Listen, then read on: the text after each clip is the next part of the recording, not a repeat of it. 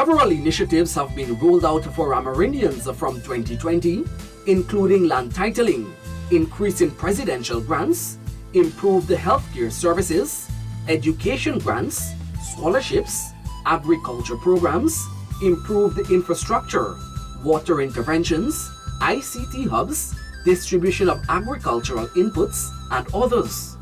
These and several other initiatives are geared towards improving their lives towards a sustainable future. To further signal its unwavering commitment to Amerindians, 240 Amerindian settlements across Guyana received from $10 million to $35 million. This is aiding the advancement of the communities in areas such as social welfare, food security, and job creation. The funds have been earned from the sale of Guyana's carbon credits. Hess Corporation has bought 30% of Guyana's carbon credits for US $750 million, which will be paid over a 10-year period. 15% of that sum was guaranteed for development in Amerindian communities. I want to specifically thank the administrations for the initiative and having the vision to incorporate the Amerindian communities and supporting them as we can clearly see, supporting the livelihoods. Now, in terms of, let me speak to Village Region 10 because I'm also the district council chairperson with that. It will dramatically change and challenge the leaders, first and foremost, for accountability, ensuring that those projects are, that the well-being of our villages can be ascertained, the projects can be developed, and I think working in consultation with the administration, we can build the necessary platform so that the livelihoods and the lives of the residents can be improved. My community is separated into two. We have two parts, the main village, which is Riversview, and we have the satellite, which is Falmouth. Riversview will be getting $35+ million.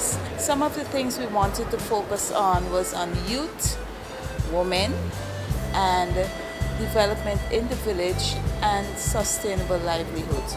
Amerindian settlements are benefiting from an additional $4.7 billion, which was allocated in Budget 2023.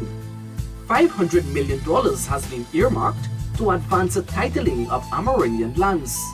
To date, 7 villages were demarcated and 5 certificates of title were completed. Enhancing human resource capacity is a critical component of government's agenda, and the Amerindians are no exception. $2.7 billion was earmarked in 2023 for training in various areas, including business development, tourism and hospitality, among other important sectors. Community service officers from the 4 hinterland districts have already been trained in many technical skill sets, enabling them to be financially stable. It is not for the want of just training you and sending you back. It is for you to impart knowledge and to increase your chances of earning. $1.4 billion was allocated to upgrade water systems and to construct wells in several hinterland communities. Several health facilities were commissioned in the hinterland regions, which signals the government's commitment to advancing the health infrastructure in Amerindian communities. Telemedicine has also been introduced in 4 remote hinterland communities in Region 9. Regions 1, 7, and 8, and additional communities in Region 9 will benefit from this health intervention. Hinterland airstrips are also being upgraded to boost the tourism activities and advance economic prosperity in these areas. Amerindian youths are also benefiting from government's Guyana Online Academy of Learning Gold Scholarships. They were given opportunities to sign up for these scholarships through the many outreaches that were conducted over the years.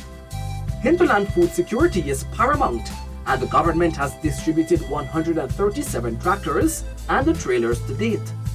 The move to procure tractors and trailers is one aimed at supporting hinterland communities in agriculture development. The tractors is not only benefiting the agriculture sector, but also assist with the transport of goods while supporting the logging sector. Guyana is leading on the global stage for its transformational and inclusive policies regarding the rights of its indigenous people. This was exemplified at the 22nd session of the United Nations Permanent Forum on Indigenous Peoples Issues held at the United Nations headquarters in New York. This year we took a really fresh team, and they were exposed to the issues challenging Indigenous people across the world. And in doing so, they have discovered that Guyana is way ahead of most of what is being discussed in terms of finding solutions, engaging with the Indigenous people, and actually having in place programs that have allowed the protection of their rights, having a legislation, and also addressing the development of their village economies.